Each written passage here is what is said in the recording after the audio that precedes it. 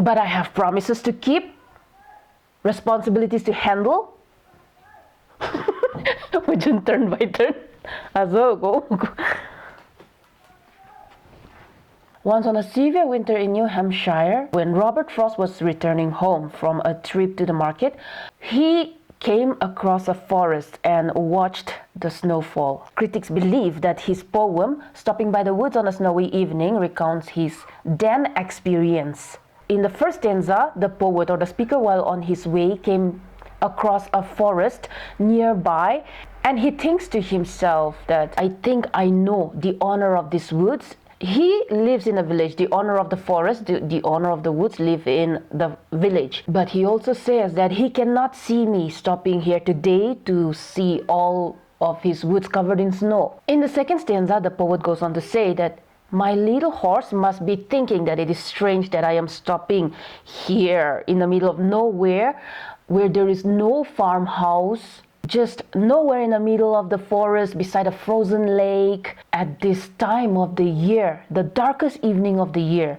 In the first stanza, we find that the poet or the speaker is witnessing the snowfall in the neighborhood, while in the second stanza, we find the horse's reaction as imagined by the speaker, saying that the little horse must be thinking that it is queer, it is strange that his owner would stop at a place in the middle of nowhere. In the third stanza, he continues to say that his horse shook his bell as if to ask, what's wrong? Or why should he stop here? Or why should I stop here? The poet also says that apart from the sound of the horse's harness bell, the only other sound is the sound of the breezy wind dropping down the snowflakes. In the final stanza, he says that yes, the woods are lovely, dark and deep, and I would love to stay a little while and watch the snow fall and the scenery. But I have promises to keep, responsibilities to handle, commitment and obligations to fulfill, and miles to go before I sleep. The poem metaphorically means that there are moments in life which we treasure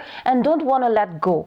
We don't want to move on, but we cannot stay at one place and remain there stagnant. Change is inevitable, and we need to evolve with time and move ahead and leave the past.